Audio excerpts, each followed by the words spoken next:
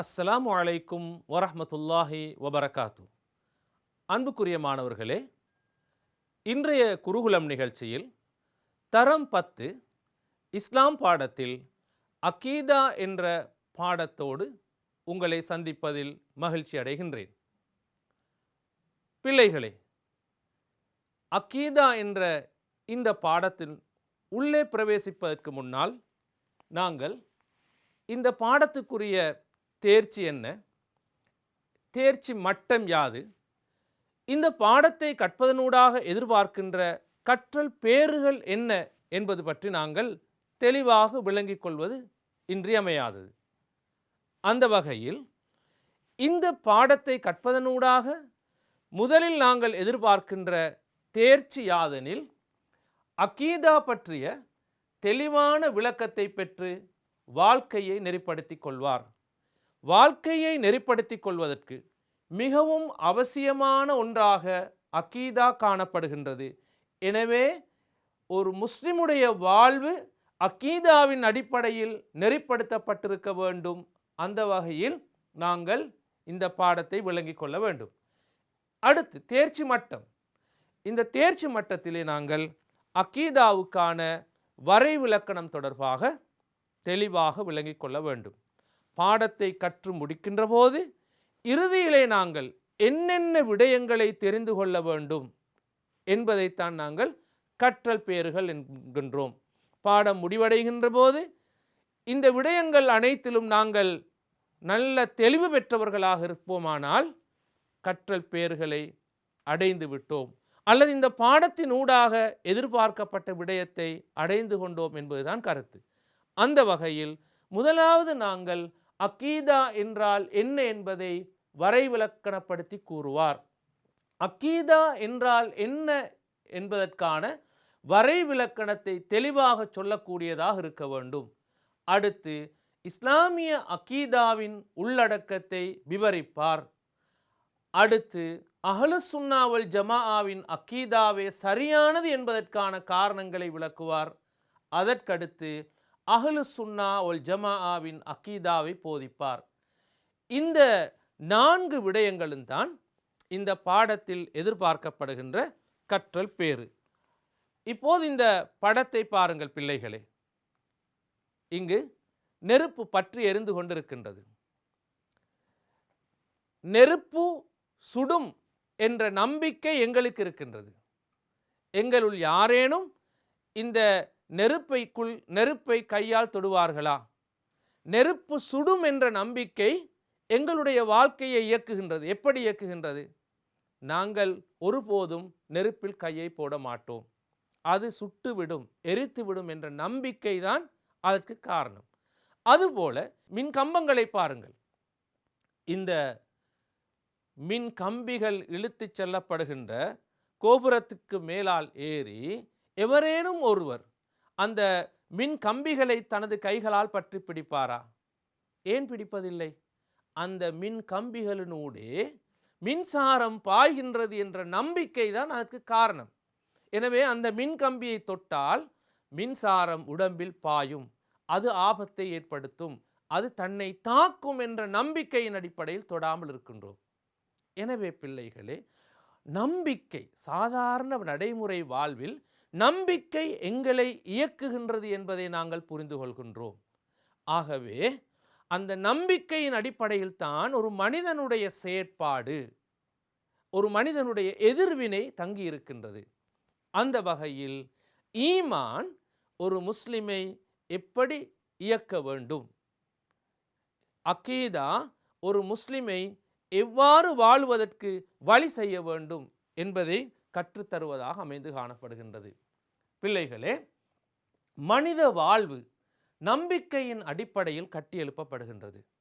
எனவே நம்பிக்கை தான் ஒரு மனிதனை இயக்க வேண்டும். நம்பிக்கை ஒரு மனிதனுடைய சாதாரண அன்றாட வாழ்வை இயக்க வேண்டும். நம்பிக்கை ஒரு மனிதனுடைய குடும்ப வாழ்வை இயக்க வேண்டும். நம்பிக்கை ஒரு மனிதனுடைய வணக்க வழிபாடுகளை இயக்க வேண்டும். எனவே வாழ்வின் சகல பகுதிகளிலும் நம்பிக்கை செல்வாக்கு செலுத்தி மனிதனை இயக்கக்கூடியதாக இருக்க வேண்டும் என்பதை நாங்கள் முதலில் புரிந்து கொள்கின்றோம். இதனால் தான் அல்லாஹு தஆலா குர்ஆனில் 1/3 பகுதிக்கும் மேலாக நம்பிக்கை தொடர்பாக பேசியிருக்கின்றான். ஈமானோடு தொடர்பான விடயங்களைத்தான் குர்ஆன் மிக அதிகமாக பேசியிருக்கின்றது. 1/3 பகுதி என்பது 6666 வசனங்கள் கொண்ட அல் குர்ஆனில் சுமார் 2000க்கு மேற்பட்ட வசனங்களினூடாக பல விதங்களில் நம்பிக்கையை வலுப்படுத்துகின்ற பகுதி அங்கு உள்ளடங்கி இருக்கின்றது. எனவே ஒரு முஸ்லிமின் வாழ்வை பொறுத்தமட்டில் மிக முக்கியமான ஒரு அம்சம்தான் ஈமான், நம்பிக்கை, அகீதா என்பதை நாங்கள் புரிந்து கொள்ள வேண்டும். பிள்ளைகளே, இந்த ஈமானின் அடிப்படையில் விடை தேட வேண்டிய சில வினாக்கள் இருக்கின்றன. நான் யார்? நான் எங்கிருந்து வந்தேன்? உலகில் எனது பணி யாது? எனது முடிவு யாது? நான் யார்? நான் யார்? நான் அல்லாஹ்வால் படைக்கப்பட்ட ஒருவன், அல்லாஹ்வுடைய படைப்பு, அவனிடமிருந்து ரூஹ் ஊதப்பெற்றவனாக நான் இருக்கின்றேன். எனவே நான் ஒரு சிரேஷ்டமான படைப்பாக இருக்கின்றேன். அல்லாஹ் தான் என்னை படைத்தான் என்று ஈமானின் அடிப்படையில் நாங்கள் நான் யார் என்பதற்கான விடையை தேடிக்கொள்கின்றோம்.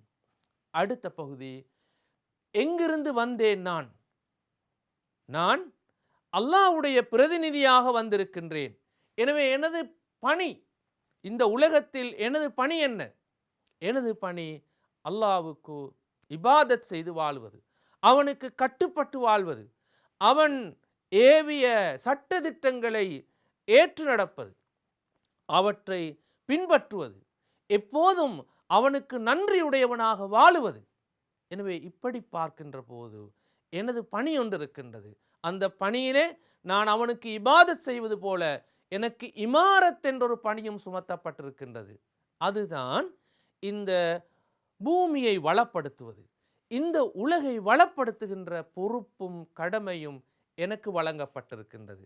இந்த உலகத்திற்கு நான் அனுப்பப்பட்டிருப்பது சோதனைக்காக.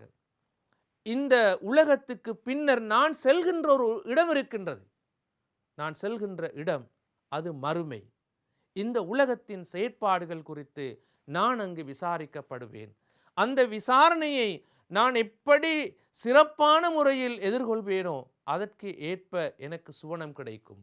அந்த விசாரணையை நான் எதிர்கொள்கின்ற போது அங்கு தோல்வியை தழுவினால் நான் செல்ல வேண்டிய இடம் நரகம்.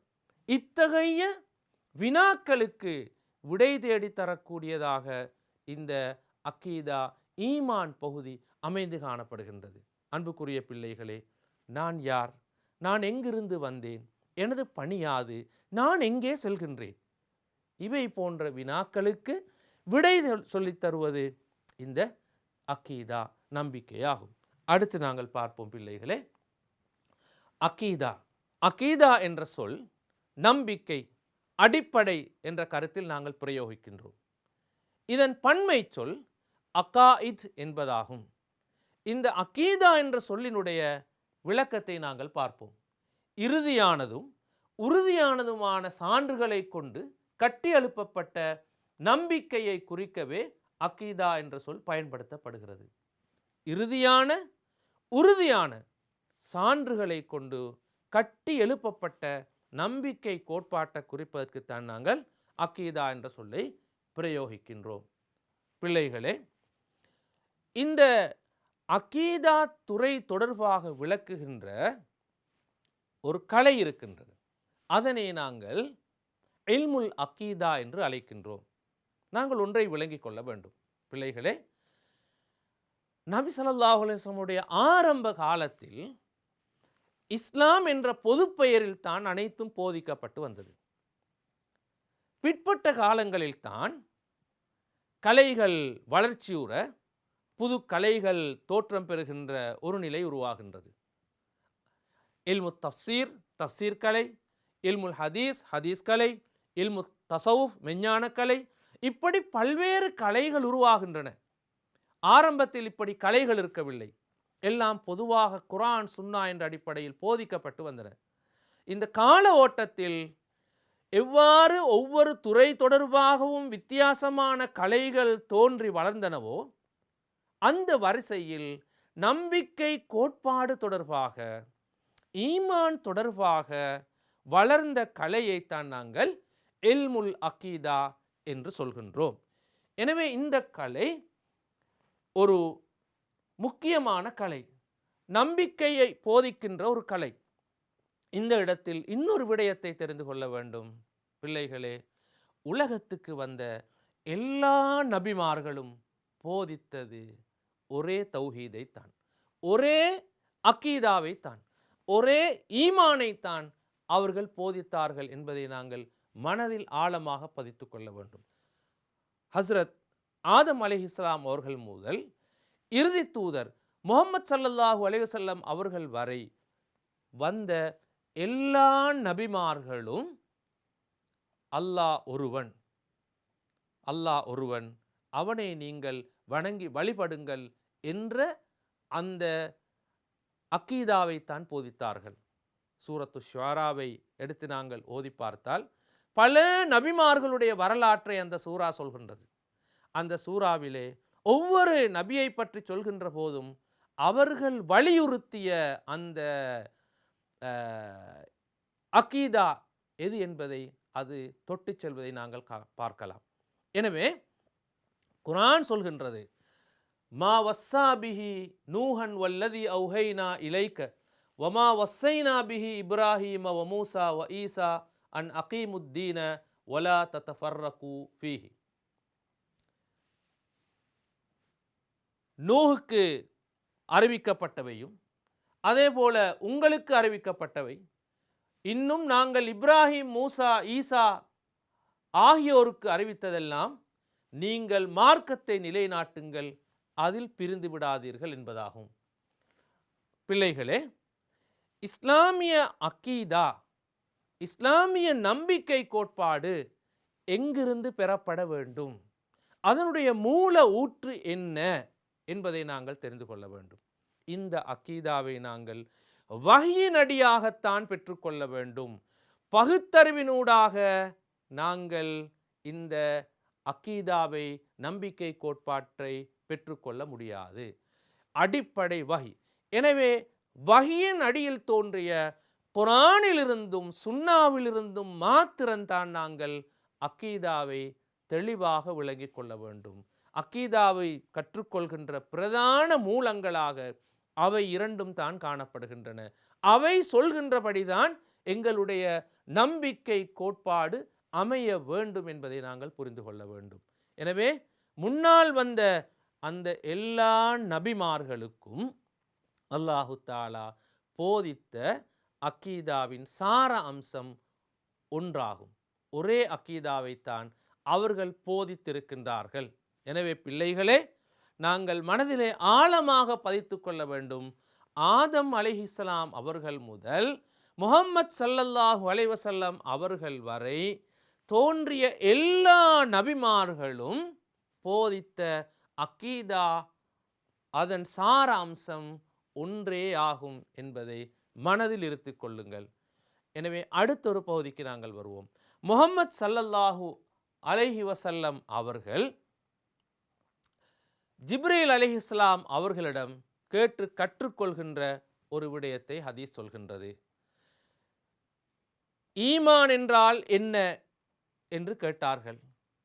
அந்த கேள்விக்கு பதிலை நபி ஸல்லல்லாஹு அலைஹி வஸல்லம் சொன்னார்கள். அதே போல இஸ்லாம் என்றால் என்ன என்று கேட்ட கேள்விக்கும் பதிலை சொன்னார்கள்.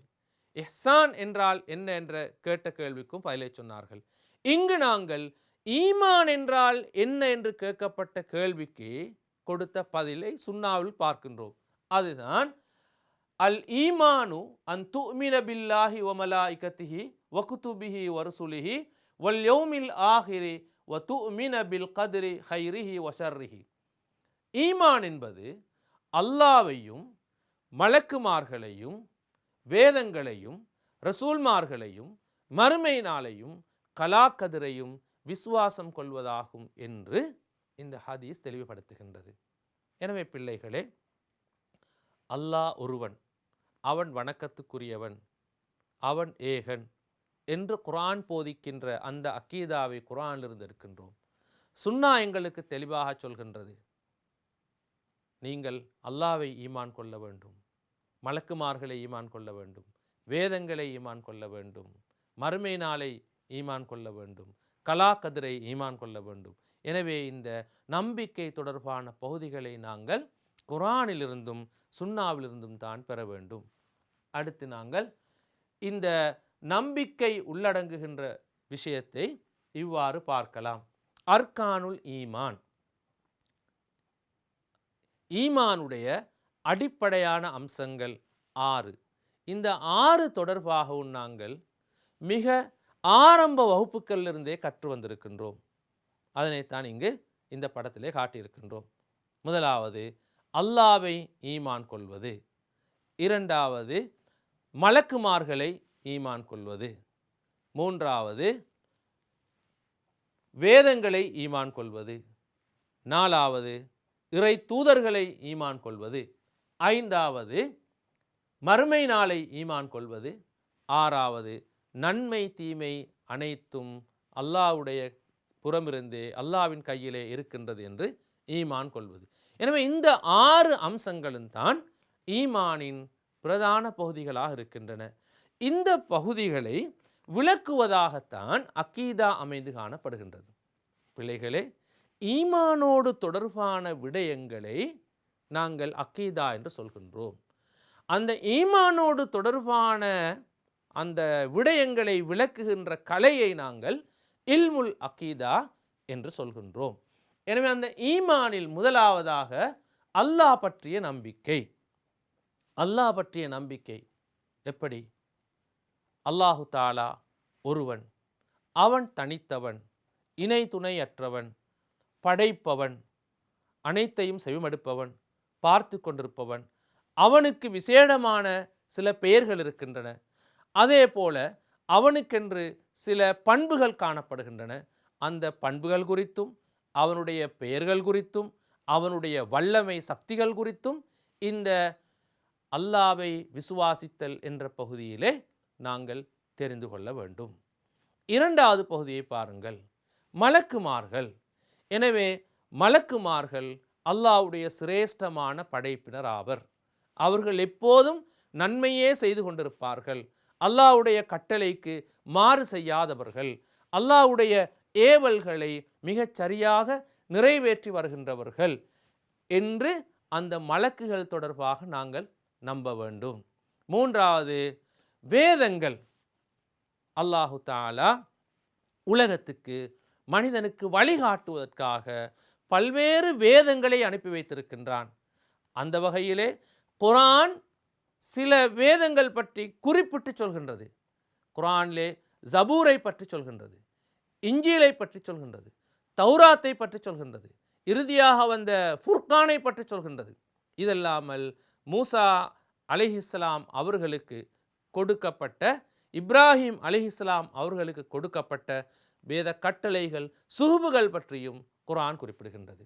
எனவே அந்த வகையில் பிள்ளைகளே, அல்லாஹு தஆலா மனிதனுக்கு வழிகாட்டுவதற்காக வேண்டி வேதங்களை தூதர்கள் மூலம் கொடுத்தனுப்பினான். வேத கட்டளைகளையும் அல்லாஹு தஆலா அனுப்பியிருக்கின்றான் என்று நாங்கள் ஈமான் கொள்ள வேண்டும். அந்த பகுதி இந்த மூன்றாவது பகுதியில் அடங்குகின்றது. நான்காவதாக நபிமார்கள் ரசூல்மார்கள் பற்றிய நம்பிக்கை.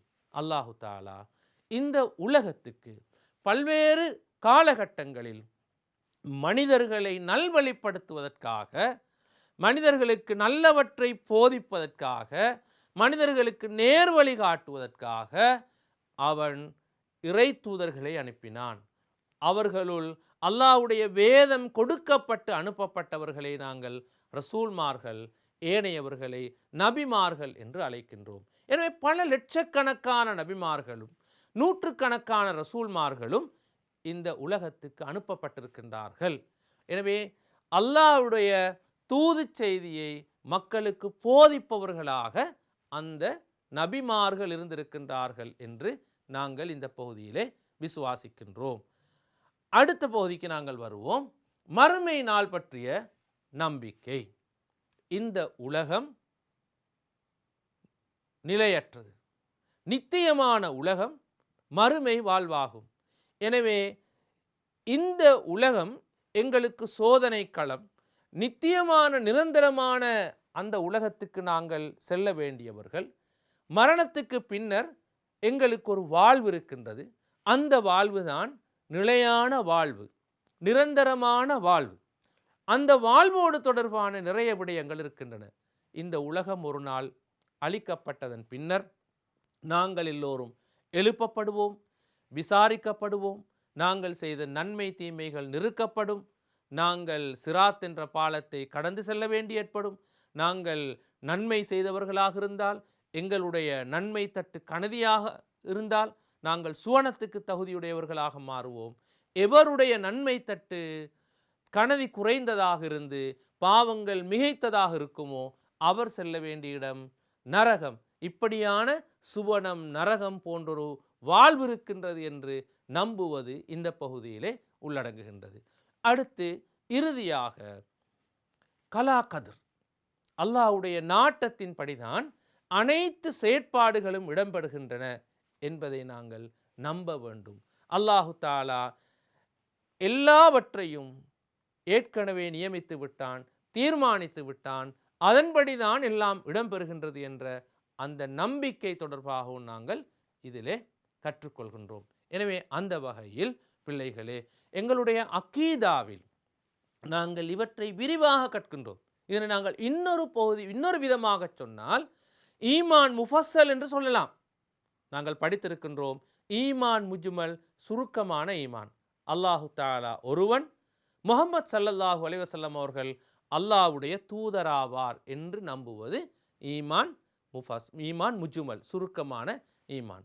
அந்த ஈமான் முஜ்மலை நாங்கள் இந்த ஈமானின் உள்ளடக்கங்களோடு தொடர்புபடுத்தி விரிவாக தெரிந்து கொள்வதைத்தான் நாங்கள் ஈமான் முஃபஸ்ஸல் என்கின்றோம். அகீதா துறை அறிஞர்களை பொறுத்தமட்டில் இந்த நம்பிக்கை கோட்பாட்டை அவர்கள் பிரதானமான 4 தலைப்புகளுக்குள் உள்ளடக்கி இருக்கிறார்கள். அந்த வகையில் முதலாவது அல் இலாஹியாத். இலாஹியாத் என்ற இந்த பகுதியிலே நாங்கள் அல்லாஹ் தொடர்பான விடயங்களை உள்ளடக்குகின்றோம். கலாகதிர் தொடர்பான விடயங்களை உள்ளடக்கி கற்கின்றோம்.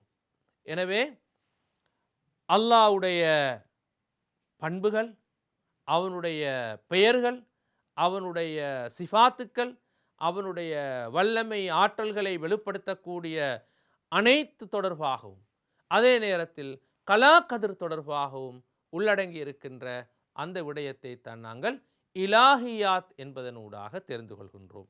அதிலே இரண்டாவது இருக்கின்ற அந்நுபுவாத் என்ற பகுதி, அது நபிமார்கள் ரசூல்மார்களோடு தொடர்பான விடயங்களை நாங்கள் நம்புவது. அதிலே அல்லாஹு தாலா நபிமார்களின் ஊடாக வழங்கிய வேதங்கள், வேத கட்டளைகளும் உள்ளடங்குகின்றன. அவை தொடர்பான பகுதிகளை அந்த அந்நுபுவாத் என்ற பகுதிக்குள்ளே இஸ்லாமிய அக்கீதா துறை அறிஞர்கள் அடக்கி இருக்கின்றனர். மூன்றாவது பகுதி ஒன்று இருக்கின்றது, அதுதான் அர் ரூஹானியாத். சட உலகுக்கும் புலன் உலகுக்கும் அப்பாற்பட்டு காணப்படுகின்றவைகள். ஜின்கள், ஷைத்தான், இவை எங்களுடைய கண்களால் பார்க்க முடியாது. எனவே அவர்கள் புலன்களுக்கு அப்பாற்பட்ட உலகத்தில் இருக்கின்றார்கள். அவர்கள் தொடர்பான விடயங்கள், அவைகள் தொடர்பான விடயங்களை விளக்குகின்ற பகுதியாக அர் ரூஹானியாத் என்ற பகுதி அமைந்திருக்கின்றது. இறுதியாக ஒரு பகுதி அஸ்ஸம்இயாத். சம்இயாத் என்பது மறுமையோடு தொடர்பான செயற்பாடுகள். நாங்கள் அதனை யாரும் கண்ணால் பார்க்கவில்லை, மறுமையை பார்க்கவில்லை. மறுமை தொடர்பாக கேள்விப்பட்டிருக்கின்றோம், அதனை நாங்கள் நம்புகின்றோம். பிள்ளைகளே, கேள்விப்பட்ட விடயங்களை நாங்கள் நம்புகின்றோம்.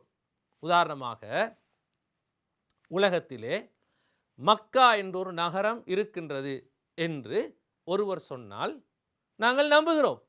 ஏன் நம்புகிறோம்? நாங்கள் மக்காவை பார்த்ததில்லை, மக்காவுக்கு போனதில்லை. என்றாலும் அது பற்றி பலரும் சொல்வதை அதிகமாக கேட்டிருக்கின்றோம். இதனால் நாங்கள் அதனை நம்புகின்றோம்.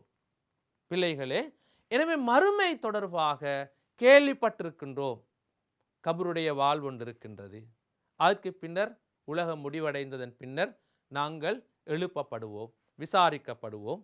இவை தொடர்பாக கேள்விப்பட்ட அந்த விடயங்கள், கபர், மஹ்ஷர், ஹிசாப், பாஸ், ஜன்னத், நார், இந்த விடயங்களோடு தொடர்பானவற்றை தான் நாங்கள் இந்த 4வது பகுதியிலே பார்க்கின்றோம். அடுத்து இந்த அகீதாவை பொறுத்தமட்டில் பிள்ளைகளே, இது ஆரம்ப காலத்தில் ரசூல் ஸல்லல்லாஹு அலைஹி வஸல்லம் உடைய காலத்தில் மிக தூய்மையாக காணப்பட்டது. எந்த களங்கமும் அங்கு காணப்படவில்லை. அது எளிமையாக இருந்தது. குர்ஆன் சொல்வதை அவர்கள் ஏற்றுக்கொண்டார்கள், நபி அவர்கள் சொல்வதை ஏற்றுக்கொண்டார்கள். எனவே குர்ஆனினூடாகவும் சுன்னாவினூடாகவும் எத்தகைய விரிந்த வியாக்கியானங்களுமின்றி சொல்லப்படுகின்றவற்றை சஹாபாக்கள் மிக சாதாரணமாக ஏற்றுக்கொண்டார்கள். நபி அவர்கள் அப்போது உயிர் வாழ்ந்து கொண்டிருந்தார்கள். சஹாபாக்களுக்கு ஏதேனும் சந்தேகங்கள் தோன்றினால் தெளிவாக விளக்கம் பெற்றுக்கொள்வதற்கான வாய்ப்புகளும் வசதிகளும் அவர்களுக்கு அதிகமாகவே காணப்பட்டன. ஆனால் காலப்போக்கில் என்ன நடக்கின்றது என்றால், அகீதாவில் பல்வேறு பிரிவுகள் தோன்ற ஆரம்பித்தன. எனவே நம்பிக்கை கோட்பாட்டை மையமாக வைத்து, அகீதாவை அடிப்படையாக வைத்து பல சிந்தனா ரீதியான பிரிவுகள் உலகில் உருவாகின. அந்த வகையிலே அரசியல் ரீதியான பிளவுகள், அதனை எளிமையாக சொல்வதாக இருந்தால், முஹம்மது ஸல்லல்லாஹு அலைஹி வஸல்லம் அவர்களுக்கு பின்னர் ஆட்சி பொறுப்புக்கு வர தகுதியானவர் யார்? ஆட்சி பொறுப்புக்கு வர தகுதியானவர் முஹம்மது ஸல்லல்லாஹு அலைஹி வஸல்லம் அவருடைய வாரிசாக கணிக்கக்கூடிய அவரது மருமகனான அலி ரலியல்லாஹு அன்ஹு அவர்களுக்கே அந்த ஆட்சி பொறுப்பு வந்திருக்க வேண்டும் என்று ஒரு சாரார் நம்பினார்கள். எனவே அவ்வாறு நம்பி செயற்பட்ட ஒரு பிரிவினர் ஒரு குழுவாக பிரிந்து சென்றனர். எனவே அரசியல் ரீதியாக அவ்வாறு ஒரு குழு உருவாகின்றது. அதே போல பகுத்தறிவை எல்லை கடந்து பயன்படுத்தியமை, அளவுக்கு மீறி பகுத்தறிவை பயன்படுத்தி நம்பிக்கையோடு தொடர்பான விடயங்களை ஆராய முற்பட்டதனாலும் பல்வேறு வித்தியாசமான சிந்தனை பிரிவுகள் உருவாகின. இதனை ஆராயக்கூடாது, கலாக்கதிர் பற்றி எப்படி அணுக வேண்டும், அளவுக்கு அதிகம் எவற்றையெல்லாம் ஆராயக்கூடாது என்று சுன்னா போதித்ததோ அவற்றை மீறி அளவு கடந்து ஆய்வு செய்ய முற்பட்டதனால் ஜபரியாக்கள், கதரியாக்கள் போன்ற பிரிவினர் தோன்றுகின்றார்கள். எனவே தடுக்கப்பட்ட விடயத்தை ஆராய முற்பட்டதனாலும் பகுத்தறிவை அளவுக்கு அதிகமாக பயன்படுத்த முற்பட்டதனாலும் பிரிவுகள் உருவாகின்றன. அடுத்து மற்றொரு காரணமாக பிற சிந்தனைகளின் தாக்கம், ரோம, கிரேக்க, பாரசீக, இந்திய தத்துவ ஞானங்களின் செல்வாக்கு, இவற்றின் அடியாக தோன்றிய புதிய சிந்தனை பிரிவுகள். இவை என்ன செய்கின்றது என்றால், புது புது சிந்தனா ரீதியான பிரிவுகளை தோற்றுவிப்பதற்கு காரணமாக அமைந்திருப்பதை நாங்கள் பார்க்கலாம். இவை யாவற்றுக்கும் மேலால் மனோ இச்சை, ஒவ்வொருவரும் தாம் நினைத்ததை சரி என்று கண்டு மனோ இச்சையை அடிப்படையாக கொண்டு செயற்பட்டதனாலும் புது புது பிரிவுகள் வரலாற்றில் தோன்றியதை நாங்கள் பார்க்கின்றோம். பிள்ளைகளே, அடுத்து நாங்கள் இந்த தோன்றிய வரலாற்றிலே தோன்றிய அகீதாசார் சிந்தனை பிரிவுகளில் ஜபரியா, கதரியா, முர்ஜியா, முஅத்தசிலா என்று பல்வேறு பிரிவுகள் காணப்படுகின்றார்கள். அடுத்து நாங்கள் இவ்வாறு பல்வேறு சிந்தனை பிரிவுகள் தோன்றினாலும் கூட அவற்றிலிருந்து முஸ்லிம் சமூகத்தை பாதுகாப்பதற்காக பல்வேறு காலகட்டங்களிலும் பல அறிஞர்கள் உருவானார்கள். இமாம் அஹ்மத் இப்னு ஹம்பல், இமாம் அபுல் ஹசன் அல் அஷரி, இமாம் அபு மன்சூர் அல் மாத்துரூதி போன்ற அறிஞர்கள் தோன்றி அகீதா துறையை பாதுகாப்பதற்கு பங்காற்றி வந்திருக்கின்றார்கள். அக்கீதாவில் களங்கம் ஏற்படாதிருப்பதற்காக மிக கடினமாக உழைத்தவர்களாக இவர்கள் போன்ற பல அறிஞர்கள் வரலாற்றில் தோன்றி மறைந்திருக்கின்றார்கள். அன்புக்குரிய பிள்ளைகளே, அடுத்து நாங்கள் தெரிந்து கொள்வோம், நபி ஸல்லல்லாஹு அலைஹி வஸல்லம் அவர்களும் சஹாபாக்களும் நடந்த வழிமுறையில் நடக்கக்கூடியவர்கள் அஹ்லு சுன்னா. இந்த அக்கீதா துறையில் சரியான சிந்தனை போக்கில் இருப்பவர்கள் யார்? பல்வேறு பிரிவுகள் உலகில் தோன்றினாலும் மிகச் சரியான பாதையில் இருப்பவர்கள் யார்? நேர்வழி நடப்பவர்கள் யார்? அவர்கள்தான் அஹ்லு சுன்னா வல் ஜமாஅ. நபி ஸல்லல்லாஹு அலைஹி வஸல்லம் அவர்களும் சஹாபாக்களும் நடந்த வழிமுறையில் நடப்போரை நாங்கள் அஹ்லு சுன்னா வல் ஜமாஅ என்று சொல்கின்றோம். இந்த அஹ்லு சுன்னா வல் ஜமாஅவின் அகீதா தான் சரியானது. நாங்கள் கற்றல் பேரிலே பார்த்தோம். ஏன் சரியானது? அஹ்லு சுன்னா வல் ஜமாஅவின் அகீதா குர்ஆனிலிருந்தும் சுன்னாவிலிருந்தும் பெறப்பட்டிருக்கின்றது.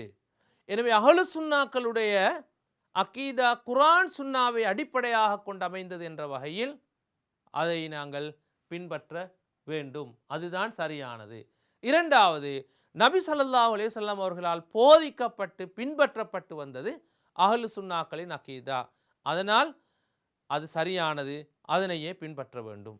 மூன்றாவது, சஹாபாக்களுக்கு பின்னர் தோன்றிய காலகட்டத்தில் வாழ்ந்த தாபீன்கள் கூட அதனைத்தான் பின்பற்றினார்கள், போதித்தார்கள். அந்த அகீதாவில் எத்தகைய களங்கமும் ஏற்படவில்லை. இதனால் பின்பற்றுவதற்கு தகுதியான மிகச் சரியான அகீதாவாக அஹ்லு சுன்னாக்களின் அகீதா அமைந்து காணப்படுகின்றது.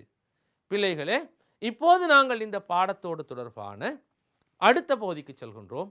அதுதான் ஈமானும் அமலும். இதனுடைய தேர்ச்சி அகீதா பற்றிய தெளிவான விளக்கத்தை பெற்று வாழ்க்கையை நெறிப்படுத்திக் கொள்வார். தேர்ச்சி மட்டம் ஈமானுக்கும் அமலுக்கும் இடையிலான தொடர்பை இனங்கண்டு கூறுவார். கற்றல் பேரு ஈமானின் விரிந்த கருத்தை அறிந்து கூறுவார். பிழையான நம்பிக்கைகளால் வரும் தீமைகளை இனங்கண்டு கூறுவார். நற்செயல்களுக்கும் நன்னடத்தைகளுக்கும் உறுதியான ஈமானே காரணம் என்பதை சரிகண்டு செயற்படுவார்.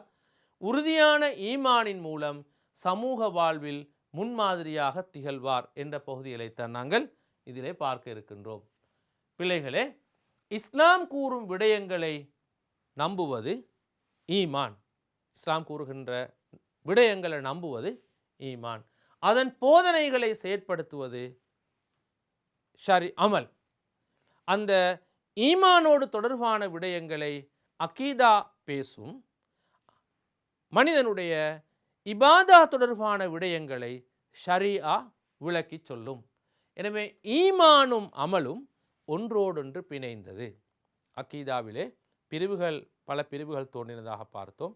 சில பிரிவினர் சொன்னார்கள், அமல் அவசியம் இல்லை, நன்மை செய்ய வேண்டிய தேவையில்லை, ஒருவனிடத்தில் ஈமான் மாத்திரம் இருந்தால் போதும் அவன் சொர்க்கம் செல்வதற்கு என்ற கருத்தை முர்ஜியாக்கள் சொன்னார்கள். அஹ்லு சுன்னாக்கள் ஆகிய எங்களுடைய கருத்து ஈமானும் அமலும் ஒன்றோடொன்று பின்னி பிணைந்தது, அவை இரண்டர கலந்தது என்பதை நாங்கள் தெரிந்து கொள்கின்றோம். அடுத்ததாக 70க்கும் மேற்பட்ட இடங்களில் குர்ஆன் ஈமானையும் அமலையும் இணைத்து பேசியிருக்கின்றது. பிள்ளைகளே, குர்ஆன் ஈமானையும் அமலையும் 70க்கும் மேற்பட்ட இடங்களில் பிணைத்து பேசியிருக்கின்றது. இது இந்த அமலுக்கும் ஈமானுக்கும் இடையிலுள்ள அல்லது ஈமானுக்கும் அமலுக்கும் இடையிலுள்ள தொடர்பின் முக்கியத்துவத்தை எடுத்து காட்டுவதாக இருக்கின்றது.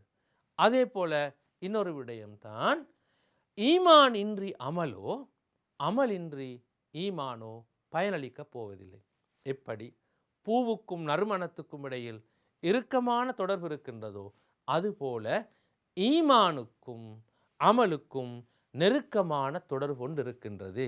எனவே அந்த வகையில் ஒரு முஸ்லிம் எப்போதும் நம்பிக்கை கொண்டவனாக மாத்திரம் இருக்க மாட்டான், நம்பிக்கையோடு இணைத்து அவனிடத்திலே அமல் என்ற அந்த இன்னொரு பகுதியும் காணப்படும். குர்ஆன் சொல்கின்றது, எவர் ஈமான் கொண்டு சாலிகான அமல்களும் செய்தார்களோ அவர்களுக்கு நிச்சயமாக சுவனங்கள் உண்டு. ஈமான் கொண்டு சாலிகான அமல் என்று குர்ஆன் இணைத்து சொல்கின்றது. அவர்களுக்கு சுவனங்கள் உண்டு, அவற்றுக்கு கீழே அருவிகள் ஓடிக்கொண்டிருக்கும் என நன்மாராயம் கூறுங்கள். அடுத்த வசனத்தை பாருங்கள். ஆணாயினும் பெண்ணாயினும் ஈமான் கொண்டு நம்பிக்கை கொண்டு நற்செயல்களை எவர் செய்தாலும் நிச்சயமாக நாம் அவர்களை நல்வாழ்க்கை வாழச் செய்வோம். பிள்ளைகளே, இந்த 2 வசனத்திலும் ஈமானும் அமலும் ஒன்றோடொன்று பிணைத்து சொல்லப்பட்டிருப்பதை நாங்கள் பார்க்கின்றோம். எனவே ஈமானோடு அமல் 70க்கும் மேற்பட்ட இடங்களில் பிணைத்து குர்ஆனில் சொல்லப்பட்டிருக்கின்றது. இப்போது நாங்கள் 2ஐ உதாரணமாக பார்த்தோம். அதே போல நாங்கள் பார்க்கலாம், ஒரு மனிதனுடைய நல்லமல்கள், ஒரு மனிதன் செய்கின்ற நல்ல பொதுப்பணிகள், அவனுடைய கொடுக்கல் வாங்கல், நட்பண்புகள், அவன் மேற்கொள்கின்ற அடிப்படையான வணக்க வழிபாடுகள், இவை எல்லாம் நற்செயல்களாக காணப்படுகின்றன. அந்த நற்செயல்களின் பட்டியல் மிகவும் விரிந்தது, மிகவும் பரந்ததாக நற்செயல்களின் பட்டியல் அமைந்து காணப்படுகின்றது. எனவே இஸ்லாம் ஒரு சில செயற்பாடுகளை, விரல் விட்டு எண்ணக்கூடிய ஒரு சில நல்ல அமல்களை, நல்ல செயல்களை மாத்திரம் நல்லமல் என்றோ அல்லது நற்செயல் என்றோ சாலிகான செயல் என்றோ சுருக்கிவிடவில்லை. நல்ல செயல்களை இஸ்லாம் விரிவுபடுத்தி இருக்கின்றது. அதனுடைய வட்டம் மிகவும் விரிவானதாக அமைந்து காணப்படுகின்றது. குர்ஆனிலே அல்லாஹு தஆலா சொல்கின்றான், நீங்கள் உங்களுடைய முகத்தை கிழக்குக்கோ மேற்குக்கோ திருப்புவதனூடாக உங்களுக்கு எந்த நன்மையும் கிடைக்கப் போவதில்லை. மாற்றமாக யார் அல்லாவை ஈமான் கொண்டு, மறுமை நாளை ஈமான் கொண்டு, மலக்குமார்களையும் வேதங்களையும் நபிமார்களையும் ஈமான் கொண்டு, அல்லாஹ் மீது கொண்ட அன்பினால் தங்களுடைய செல்வங்களை தங்களது உறவினர்களுக்கும், ஏழைகளுக்கும், இல்லாதோருக்கும், வழிப்போக்கர்களுக்கும், கேட்டு வருகின்றவர்களுக்கும், அடிமைகளுக்கும் கொடுத்து, தொழுகையை நிலைநாட்டி, ஜக்காத்தையும் கொடுத்து, வாக்குறுதிகளை நிறைவேற்றி, பொறுமையை கடைபிடிக்கின்றார்களோ, கஷ்டத்திலும் நஷ்டத்திலும் எல்லா சந்தர்ப்பங்களிலும் பொறுமையையும் கடைபிடிக்கின்றார்களோ, அவர்கள்தான் உண்மையாளர்கள், அவர்கள்தான் முத்தகீன்கள், இறையச்சம் உள்ளவர்கள் என்று இந்த வசனத்திலே அல்லாஹு தஆலா தெளிவுபடுத்துகின்றான். பிள்ளைகளே, நன்கு அவதானியுங்கள். நற்செயல் என்பதை இந்த குர்ஆன் வசனம் பட்டியல் போட்டு காட்டியிருக்கின்றது. நிறைய நற்செயல்களை சுட்டி காட்டியிருக்கின்றது. எனவே அந்த வகையில் நற்செயல்களின் வட்டம் விசாலமாக அமைந்து காணப்படுகின்றது என்பதைத்தான் எங்களுக்கு குர்ஆன் கற்றுத்தருகின்றது. ஈமானும் அமலும், ஈமானும் நற்செயலும் இணைந்திருக்க வேண்டும். அதே நேரத்தில் இந்த நற்செயல்கள் தொடர்பாக ஹதீஸ்களும் நிறைய பேசுகின்றன. ஒரு விசுவாசிக்கும் விசுவாசி அல்லாதவருக்கும் இடையில் காணப்படக்கூடிய வித்தியாசம் தொழுகை. எனவே இங்கு ஈமான் கொண்டவருக்கும் ஈமான் இல்லாதவருக்கும் இடையிலான வித்தியாசத்தை பார்க்கின்றோம். அதுபோல நபி ஸல்லல்லாஹு அலைஹி வஸல்லம் சொன்னார்கள், ஈமான் 70க்கும் அதிகமான கிளைகளை கொண்டது. அதிலே மிகவும் உயர்ந்தது லா இலாஹ இல்லல்லாஹ் என்ற கலிமா. மிகவுமே தாழ்ந்தது பாதையில் காணப்படக்கூடிய மனிதர்களுக்கு தீங்கு பயக்கின்றவற்றை அகற்றி விடுவது என்று சொல்லிவிட்டு சொன்னார்கள். வெட்கம் ஈமானின் ஒரு பகுதியாகும். பிள்ளைகளை பாருங்கள், பாதையில் செல்கின்றவர்களுக்கு தீங்கு பயக்கின்ற எவற்றையேனும் கண்டால் அவற்றை அங்கிருந்து அகற்றி விடுவது ஈமான் சார்ந்தது, ஈமானோடு தொடர்பானது. எனவே பிள்ளைகளே, நன்கு அவதானித்துக் கொள்ளுங்கள். நாங்கள் பாதையில் குப்பைகளை போடுகின்றோம் என்றால், அழுக்குகளை போடுகின்றோம் என்றால், பாதையை அசுத்தப்படுத்துகின்றோம் என்றால், அது ஈமானுக்கு முரணான செயற்பாடு என்றுதான் அது உணர்த்துகின்றது. எனவே ஈமானுள்ள ஒருவர் தான் செல்கின்ற பாதையை கூட மிக அழகாக, சீராக, தூய்மையாக வைத்து கொண்டிருப்பார் என்பதையும் நாங்கள் இந்த இடத்திலே நினைவுபடுத்திக் கொள்ள வேண்டும். எனவே பிள்ளைகளே, ஈமானோடு தொடர்பாக அடுத்து பாருங்கள், யார் யார் அல்லாஹ்வையும் மறுமை நாளையும் ஈமான் கொள்கிறாரோ அவர் பேசினால் நல்லதை பேசட்டும், இன்றேல் மௌனமாக இருக்கட்டும். நல்லதை பேசுவது, மௌனமாக இருப்பது, இதனையும் ஈமானோடு தொடர்படுத்தி இருக்கின்றது. ஈமான் உள்ளவர் நல்லதை பேசுவார், ஈமான் உள்ளவர் பேசுவதற்கு ஏதும் இல்லாவிட்டால் மௌனமாக இருப்பார். அடுத்த பகுதி, யார் அல்லாஹ்வையும் மறுமை நாளையும் ஈமான் கொள்கிறாரோ அவர் தன்னுடைய அயல் வீட்டாரை கண்ணியப்படுத்தட்டும். யார் அல்லாஹ்வையும் மறுமை நாளையும் ஈமான் கொள்கிறாரோ அவர் தனது விருந்தாளியை சங்கைப்படுத்தட்டும். பிள்ளைகளே, நன்கு அவதானித்துக் கொள்ளுங்கள். ஈமான் நல்வார்த்தை பேசுவதோடு தொடர்படுத்தப்பட்டிருக்கின்றது. ஈமான் மௌனம் சாதிப்பதோடு தொடர்படுத்தப்பட்டிருக்கின்றது. ஈமான் அயலவர்களுக்கு உதவி செய்வதோடு தொடர்படுத்தப்பட்டிருக்கின்றது, அல்லது அயலவர்களை கண்ணியப்படுத்துவதோடு தொடர்படுத்தப்பட்டிருக்கின்றது. ஈமான் விருந்தாளிகளை உபசரிப்பதோடு தொடர்படுத்தப்பட்டிருக்கின்றது. ஈமான் விருந்தாளிகளை கண்ணியப்படுத்துவதோடு தொடர்படுத்தப்பட்டிருக்கின்றது. எனவே ஈமானும் அமலும் இங்கு பின்னி பிணைந்திருப்பதை பார்க்கின்றோம். பாதையோடு தொடர்படுத்திய ஈமான் அமல், இங்கும் ஈமானும் அமல், தொழுகையும் ஈமானும் அமல். அதுபோல மற்றொன்றையும் பாருங்கள். ஒருவர் தான் விரும்புவதையே தனது சகோதரனுக்கும் விரும்பாதவரை அவர் ஈமான் கொண்டவராக மாட்டார். நான் எதனை விரும்புகின்றேனோ அதனையே எனது சகோதரனுக்கும் விரும்ப வேண்டும், எனது தோழனுக்கும் விரும்ப வேண்டும், என்னோடு கூட இருக்கின்றவனுக்கும் விரும்ப வேண்டும். அது ஈமானுடைய அடையாளமாக இருக்கும். அதனையும் இங்கு ஈமானோடு பிணைத்து கூறியிருப்பதை பார்க்கின்றோம். அதுபோல பிள்ளைகளை பாருங்கள், ஒரு விதவை ஒன்றின் தேவையை நிறைவேற்றி கொடுப்பதற்காக வேண்டி ஒருவர் முயற்சி செய்தால் அவர் இரவில் நின்று வணங்கி பகலில் நோன்பு நோற்றவர் போலாவார் என்று நபி ஸல்லல்லாஹு அலைஹி வஸல்லம் அவர்கள் குறிப்பிட்டிருக்கின்றார்கள். ஈமானுள்ளவர் இரவில் நின்று வணங்குவார், பகலில் நோன்பு நோட்பார். எனவே நின்று வணங்கி நோன்பு நோட்கின்ற ஒருவர் நிகர் ஒரு விதவை பெண்ணுடைய தேவையொன்றினை நிறைவு செய்து கொடுப்பதற்காக முயற்சிப்பது. அதே போல பாருங்கள், இன்னொரு விஷயத்தை நபி ஸல்லல்லாஹு அலைஹி வஸல்லம் சொன்னார்கள், மூமின்களில் சிறந்தவர் நற்குணமுடையவர். எனவே ஒரு மூமினிடத்தில் எப்படி செயல் இருக்குமோ அதே போல நல்ல பண்புகளும் இருக்கும். இதனால் தான் மூமின்களில் சிறந்தவர் நல்ல குணமுடையவர்கள், நல்ல பண்பாடுள்ளவர்கள் என்ற கருத்தை முஹம்மது ஸல்லல்லாஹு அலைஹி வஸல்லம் அவர்கள் கூறியிருக்கிறார்கள். ஆகவே பிள்ளைகளே, எல்லா சந்தர்ப்பங்களிலும் ஈமானும் அமலும் ஒன்றோடொன்று இணைந்திருக்கின்றது.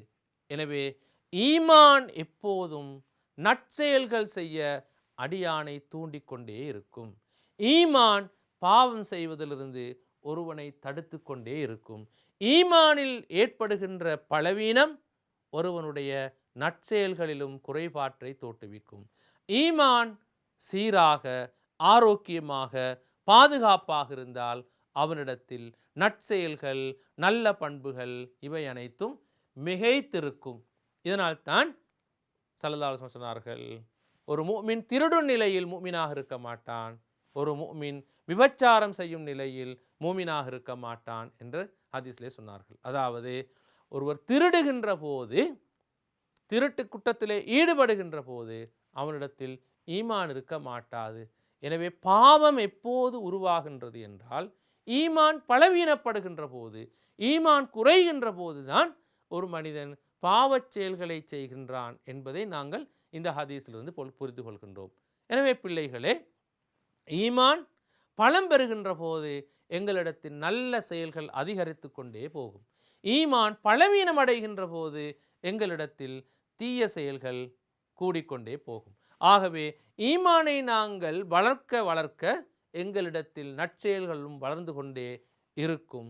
அந்த ஈமானில் ஏற்படுகின்ற பலம் நற்செயல்களுக்கு சார்பாக இருக்கும், பலவீனம் தீய செயல்களை தூண்டிக்கொண்டே இருக்கும் என்பதை புரிந்து கொள்ள வேண்டும். ஸல்லல்லாஹு அலைஹி வஸல்லம் சொன்னார்கள், நெருப்பு விறகை எரிப்பது போல பொறாமை ஈமானை அழித்துவிடும். எனவே ஒரு தீய பண்பு அது ஈமானை பாதிக்கின்றது. பொறாமை கூடுகின்ற போது ஈமான் குறைவுதான் அதற்கு காரணம் என்பதை நாங்கள் இந்த ஹதீஸிலிருந்து புரிந்து கொள்ளக்கூடியதாக இருக்கின்றது. எனவே ஈமானோடு இணைத்து குர்ஆன் பேசுகின்ற சந்தர்ப்பங்களிலும் சாலிகான அமலை தொடர்படுத்தியிருப்பதை நாங்கள் பார்க்கலாம். எனவே பிள்ளைகளே, குர்ஆன் பெரும்பாலான இடங்களில் ஈமானையும் சாலிகான அமலையும் இணைத்து பேசியிருக்கின்றது. சாலிகான அமல் என்றால் என்ன? எந்த நேரத்தில் எந்த வேலையை செய்ய வேண்டுமோ அந்த நேரத்தில் அந்த வேலையை செய்வதுதான் சாலிகான அமலாக அமைந்து காணப்படுகின்றது. தொழுகைக்காக அதான் சொல்லப்படுகின்றது. இப்போது தொழ வேண்டிய நேரம். எனவே தொழுகைக்கு இப்போது செல்வது சாலிகான அமல். இப்போது குடும்பத்துக்கு உழைக்க வேண்டிய நேரம். எனவே குடும்பத்துக்கு உழைத்து கொடுப்பது, நல்ல நியத்தோடு அதனை மேற்கொள்வது சாலிகான அமல்.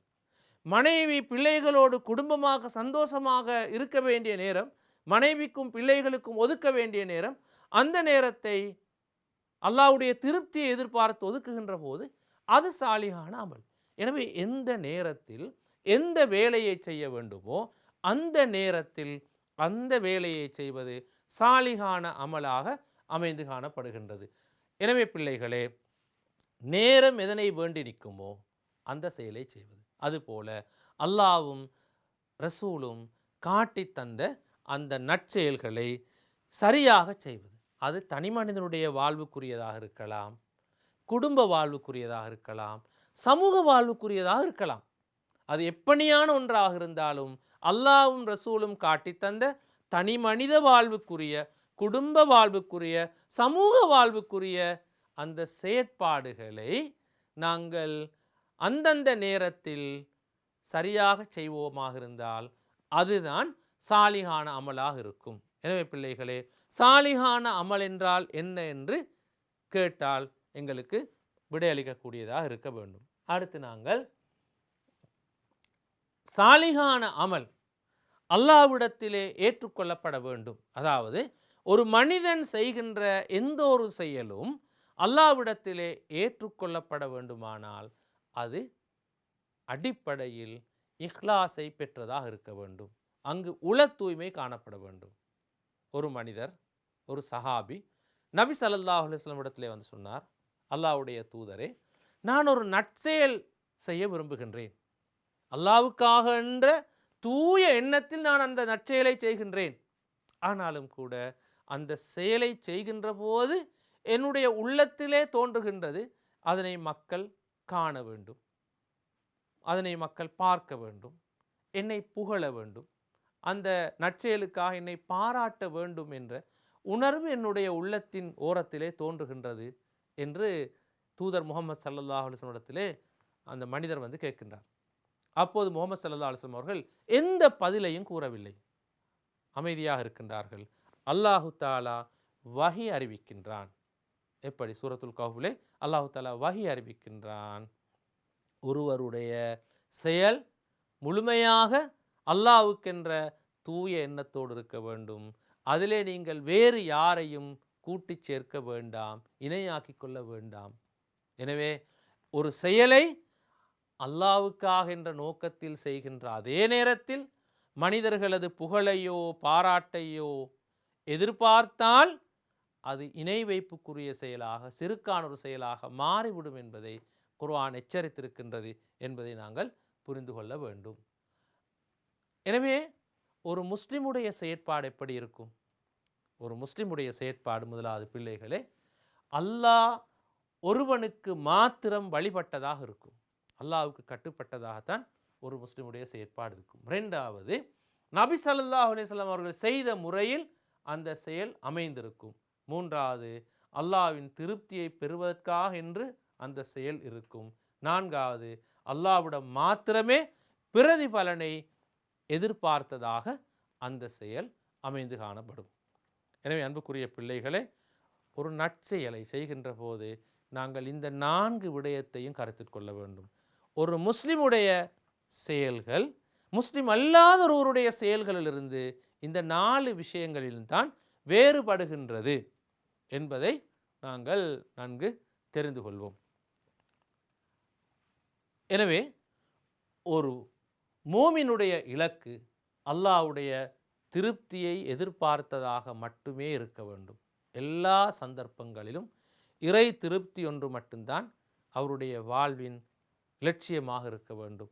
அதனை இலக்காக வைத்துத்தான் அவர் தொழிற்பட வேண்டும். பிள்ளைகளே, அந்த உணர்வு இல்லாவிட்டால், அல்லாஹ்வுடைய திருப்தியை பெற வேண்டும் என்ற எண்ணம் தவறி போகுமானால் அது வீணான செயலாக மாறிவிடும், காணல் நீர் போல் ஆகிவிடும். மறுமையிலே குர்ஆன் சொல்கின்றது, தங்களுடைய நற்செயல்கள் என்று எண்ணிக்கொண்டு பார்க்கின்றார்கள், ஆனால் அது காணல் நீருக்கு அந்த நற்செயல்கள் ஒப்பிட்டிருக்கின்றது. அல்லாஹ் அல்லாதவற்றுக்காக செய்கின்ற செயல்கள் அது எந்த பயனையும் தரமாட்டாது, அது காணல் நீர் போன்றது என்று குர்ஆன் எச்சரித்திருக்கின்றது. எனவே பிள்ளைகளே, எந்த ஒரு செயலாக இருந்தாலும் இந்த பாடத்தை முடிப்பதற்கு முன் நினைவுபடுத்துகின்றேன், அல்லாஹ்வுக்காக என்ற எண்ணத்தோடு செய்ய வேண்டும். ஆகவே பிள்ளைகளே, அக்கீதா ஈமான் மிக பிரதானமான ஒரு அம்சம். அது ஒரு முஸ்லிமுடைய வாழ்வின் அடிப்படை. அந்த அக்கீதா இன்றி ஒரு மனிதனுடைய வாழ்வு வெற்றியானதாக இருக்க முடியாது. அந்த அக்கீதா ஒரு முஸ்லிமுடைய எல்லா பகுதிகளையும் ஒழுங்குபடுத்தும். அது வணக்க வழிபாடு, குடும்ப வாழ்வு, கொடுக்கல் வாங்கல், நட்பண்புகள், பண்பாடுகள், இவை அனைத்தையும் ஒழுங்குபடுத்தக்கூடியதாக அந்த அக்கீதா இருக்கும். எனவே இந்த எல்லா துறைகளோடும் பின்னி பிணைந்ததாக அக்கீதா அமைந்து காணப்படுகின்றது. அந்த வகையில் இதனை சரியாக விளங்கிக் கொள்ள வேண்டும், அக்கீதாவை தெளிவாக புரிந்து கொள்ள வேண்டும்.